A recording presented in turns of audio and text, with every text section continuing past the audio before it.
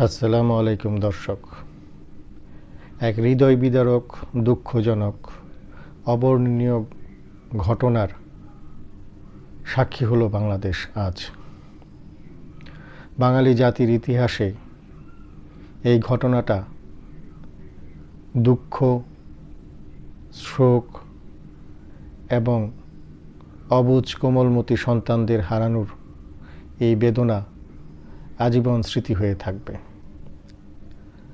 আজকে উত্তরার দিয়াবাড়িতে milestone school and কলেজের উপর প্রাথমিক যেই বিদ্যালয় ভবনটি ছিল সেই ভবনটির উপর বিমান বাহিনীর একটি প্রশিক্ষণ বিমান আছড়ে পড়ে। বিমানটি আছড়ে পড়ার পূর্বে আকাশেই অগ্নিদগ্ধ হয়, আগুন লেগে যায় বিমানটিতে।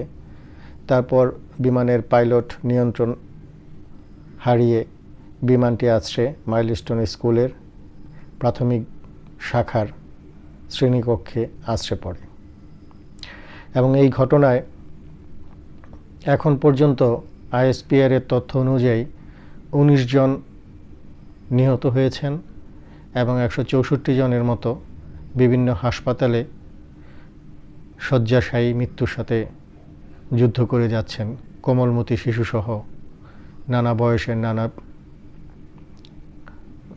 বয়সের ছাত্রছাত্রী এবং লোক। যাই হোক, এই যে দুঃখজনক ঘটনা, এটা নিয়ে আলোচনা করার মতো ভাষা, বর্ণনা করার মতো ভাষা আসলে আমার নেই। আমরা সবাই স্তব্ধ, শোকাহত। সারা বাংলাদেশ তো বটেই, বিশ্বের বিভিন্ন জায়গায়, বিভিন্ন মিডিয়া, বিভিন্ন সমাজ, বিভিন্ন শ্রেণী পেশার মানুষ, বাংলাদেশ সহ বিভিন্ন দেশের সবাই স্তব্ধ, শোকাহত। আসলে যেই ছেলেদের, বাচ্চাদের, যেই কোমলমতি সন্তানদের একটু পরেই হয়তো বা ছুটি হওয়ার কথা ছিল, হাসি মুখে শ্রেণীকক্ষ থেকে বেরিয়ে তারা যার যার গন্তব্যে, যার যার পরিবারের কাছে ফিরে যাওয়ার কথা ছিল, তারই পূর্বক্ষণে এই দুর্ঘটনাটি তাদেরকে একেবারে চিরতরে শেষ যাত্রায় সামিল করে দিয়েছে, যে যাত্রা থেকে তারা আর ফিরে আসবে না কখনো।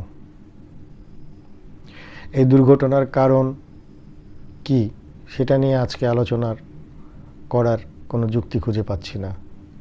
তবে এই দুর্ঘটনা থেকে আমাদের কিছু কিছু জিনিস উপলব্ধি হয়েছে। আমরা যখন কোথাও কোনো দুর্ঘটনার সম্মুখীন হয়, তখন আমরা কিছু অতি উৎসাহী লোক স্বাভাবিক আবেগের বশবর্তী হয়ে আমরা হয়তোবা সেখানে এসে ভিড় জমাই।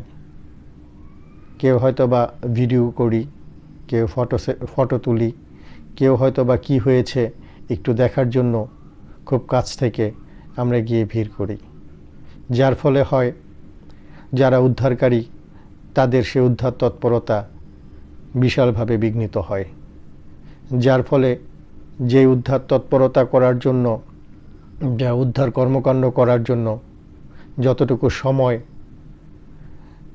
ব্যয় করার কথা ছিল তার থেকে অনেক অনেক সময় ব্যয় হয়ে যায়, যার ফলে হতাহতের পরিমাণ বাড়ে।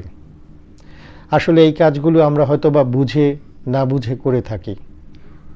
তবে এখন বর্তমান সময়ে এসে আমাদের উপলব্ধি করা উচিত যে এই কাজগুলো আসলেই আমাদের ভুল।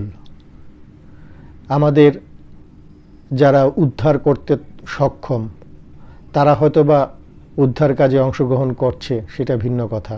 কিন্তু আমরা যারা অতি উৎসাহী, আমরা যে উদ্ধার কাজে করতে সক্ষম নই, আমাদের আসলে এত কাছ থেকে দুর্ঘটনায় কবলিত স্থানে গিয়ে ভিড় করাটা নৈতিকতা বিবর্জিত কাজ এবং উদ্ধার তৎপরতাকে বিঘ্নিত করার কাজ বলেই আমি মনে করি। তাই এটা আমাদের পরিহার করা একান্ত প্রয়োজন।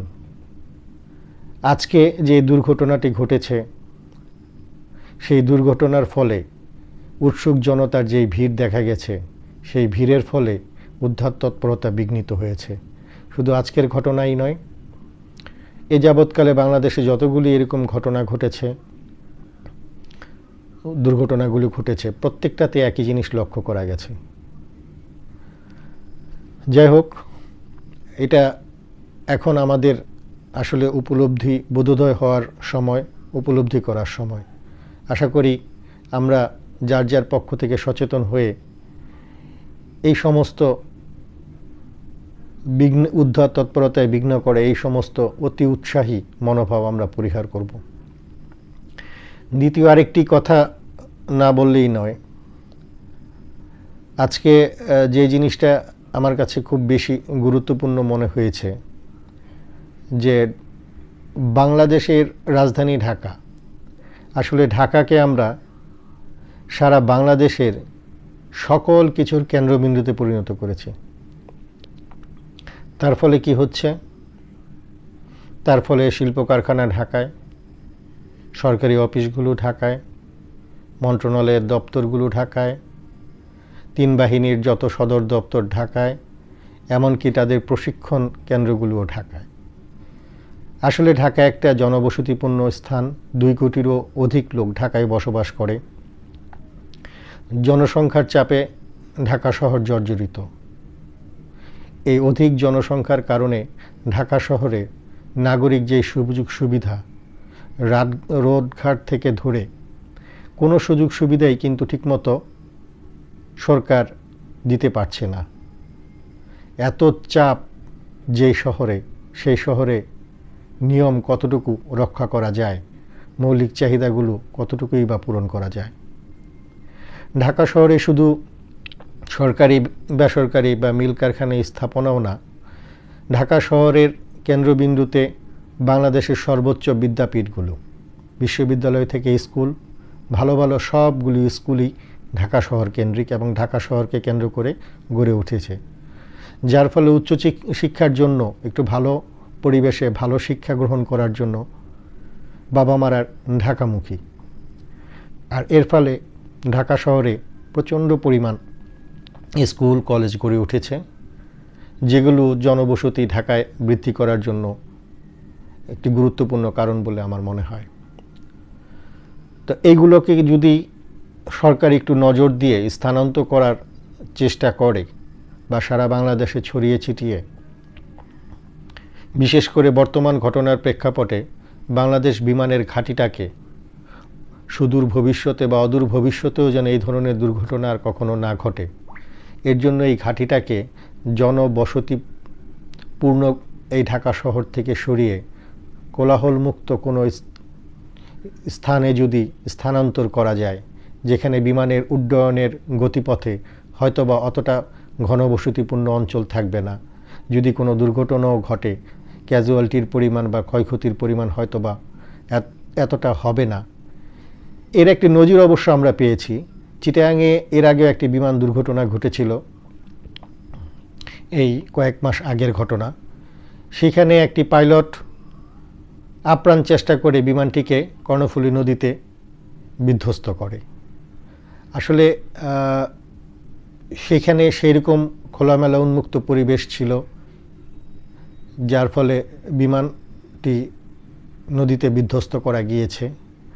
তো ঢাকা শহরে আশেপাশে সেরকম কোনো সুযোগ খুব কম থাকার ফলে আমি মনে করি এখন সময়ের দাবি বিমান ঘাঁটিটাকে অন্যত্র স্থানান্তর করার।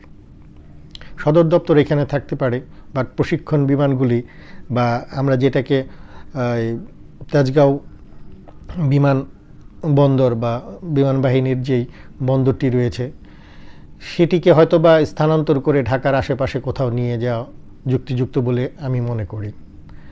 3 নম্বর একটি বিষয় যেটা গুরুত্বপূর্ণ মনে হয়েছে আমার কাছে, সেটি হচ্ছে আসলে আমাদের মাফ করবেন, আসলে আমাদের বাংলাদেশে আমরা একটা রাজনৈতিক এমন একটা কালচারে আমরা বেড়ে উঠেছি, যেখানে রাজনীতির কারণে একজন গুণী ব্যক্তির সারা জীবন অর্জিত গুণগুলোকেও আমরা প্রশ্নের মুখে দাঁড় করিয়ে ফেলি। তার সেই সারা জীবনের মহৎ কাজগুলোকে আমরা অবমূল্যায়ন করতে শুরু করি যখন তিনি রাজনৈতিক পরাজিত শক্তি হয়ে যায়। তেমনি একজন ব্যক্তিত্ব ডক্টর সামন্তলাল সেন। তিনি বাংলাদেশ নয়, শুধু উপমহাদেশের মধ্যে প্লাস্টিক অ্যান্ড বার্ন ইউনিটের একজন প্রসিদ্ধ ডাক্তার।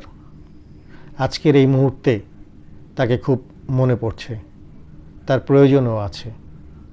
জানি না উনি কী অবস্থায় কোথায় আছেন, রাজনৈতিক কারণে উনি কি জেলে আছেন না কোথাও আত্মগোপনে আছেন। তবে এই সমস্ত ব্যক্তি যারা স্বস্বক্ষেত্রে প্রসিদ্ধ, যাদের দ্বারা মানুষের উপকার হয়, রাজনৈতিক কারণে তাদেরকে তাদের কর্মক্ষেত্র থেকে দূরে সরিয়ে রাখা এক কথায় সাধারণ মানুষকে তাদের সেবা থেকে বঞ্চিত রাখারই সমান আমি মনে করি। তাই আমার বিবেচনায়, আমার বিচারে যারা বাংলাদেশের প্রখ্যাত ব্যক্তি আছেন, হয়তোবা যে কোনো কারণেই হোক তারা রাজনীতির সাথে জড়িত ছিলেন, তাদের যদি রাজনৈতিক ক্ষেত্রে পরিলক্ষিত কোনো দোষ ত্রুটি না থাকে, তাহলে অন্ততপক্ষে তাদের জনগণের সেবা করার সুযোগটুকু দেয়া উচিত। এতে লাভবান হবে দেশের জনগণ, লাভবান হবে দেশের সরকার, লাভবান হব আপনি, আমি, আমরা। আজকে এই পর্যন্তই। সবাই ভালো থাকুন, সুস্থ থাকুন।